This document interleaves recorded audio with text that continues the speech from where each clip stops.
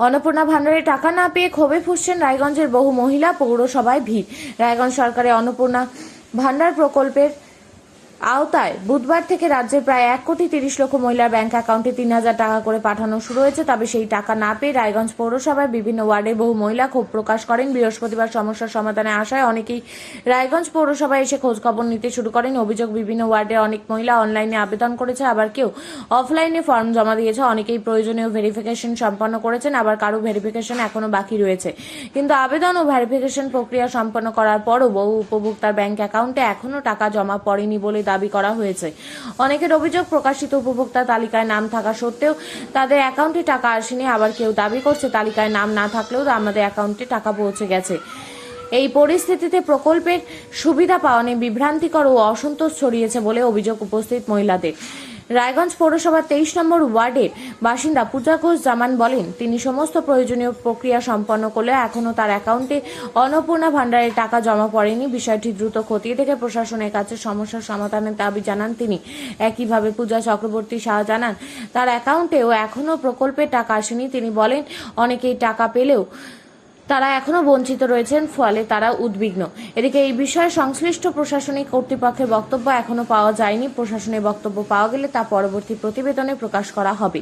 দিদি, আপনার নাম কি? আমার নাম রিঙ্কি দাস। কোথায় বাড়ি আপনাদের? আমার অশোকপল্লী। তা আপনারা এখানে বিক্ষোভ দেখাচ্ছেন, কারণটা কি?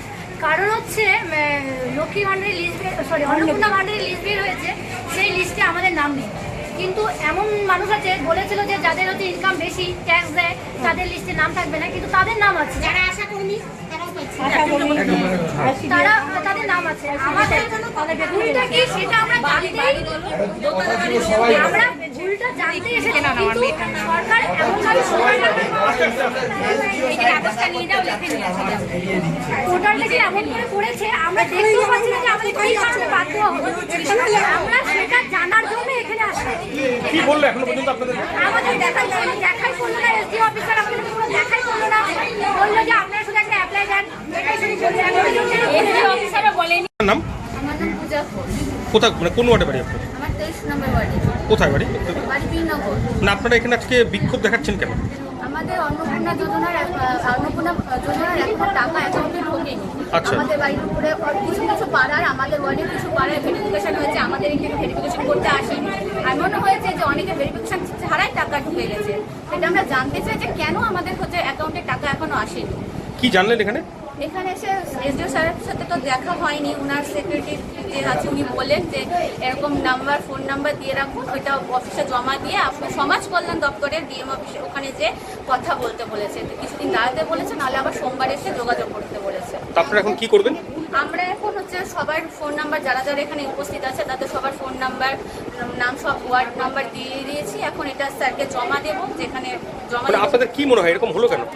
কারণটা কি বুঝতে পারছি না, এটাই তো মেন কথা। যে কারণটা জানলে তো হয়ে যেত, কারণটাই তো জানি না। এই কারণটাই জানতে চাই, কি যদি ভুল হয়, কি ভুল আছে সেটা তো আমাকে বলবে, তাহলে তো আমরা সংশোধন করে ঠিক হয়ে যাবে। আপনারা কি এর আগে সবাই লক্ষ্মীর ভান্ডার পেতেন?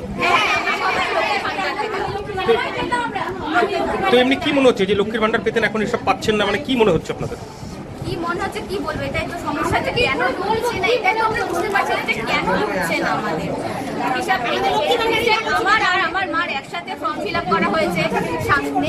আগের মাসে মার অ্যাকাউন্টে টাকা ঢুকে গেছে, এই মাসে কোনো অ্যাকাউন্টে টাকা ঢোকেনি। আগের মাসে আমার অ্যাকাউন্টেও টাকা ঢোকেনি, কিসের জন্য ঢোকেনি তাও জানি না।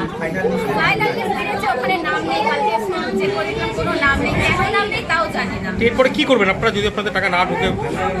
এখন আমরা আন্দোলন করতে বাধ্য হবো, কেন টাকাটা ঢুকছে। যারা যোগ্য না তারা পাচ্ছে, যারা যোগ্য তারা কেন পাবে না। আমার টিনা চক্রবর্তী সাহা, 7 নম্বর ওয়ার্ডের আমি বাসিন্দা। আমি লক্ষ্মীর ভান্ডার পেতাম না। লক্ষ্মীর ভান্ডার আমি অনেকবার অ্যাপ্লাই করেছিলাম, কিন্তু জমা করেনি। আর দুয়ারে সরকার আমার ছাড়া গেছে। তো আমি হচ্ছে ভাড়া বাড়িতে থাকি, কিন্তু তা সত্ত্বেও আমি এই ফ্যাসিলিটিটা থেকে বঞ্চিত হচ্ছি। কেন হচ্ছে এটাই আমার প্রশ্ন। আমার নাম টিনা চক্রবর্তী সাহা। আরেকবার বলুন। Ward number 7। কি নাম আপনার? টিনা চক্রবর্তী সাহা। কি আপনারা এখানে বিক্ষোভ দেখাচ্ছেন? আমরা বিক্ষোভ দেখাচ্ছি, আমরা অন্নপূর্ণা ভান্ডারের ফর্ম সকলেই যেই হোক না কেন আমরা ফিল আপ করেছি, কিন্তু আমাদের মেন যে লিস্ট আছে, লিস্টে আমাদের নাম আসে। তো আজকে আপনারা এখানে কি দাবি? আমরা এখানে এসেছি কারণটা জানতে, যে লিস্ট যদি বেরিয়ে যায় ফাইনাল লিস্টে, আমাদের সব ডকুমেন্টস ঠিক হওয়ার পরেও আমাদের নাম নেই। কি মনে হচ্ছে আপনাদের এটা?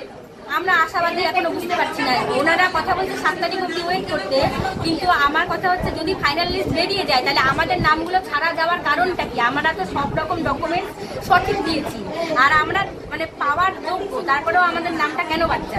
আপনাদের সঙ্গে প্রশাসনের কোনো কথা হলো? প্রশাসনের সাথে আমাদের কথা হয়নি ডাইরেক্ট। ওনার সেক্রেটারি বা ওখানে যে থাকেন উনি আমাদেরকে আশ্বস্ত দিয়েছেন যে একটা আবেদন আমরা করে সবার নাম দিয়ে আর ওয়ার্ড নাম্বার দিয়ে আমরা জমা দেবো।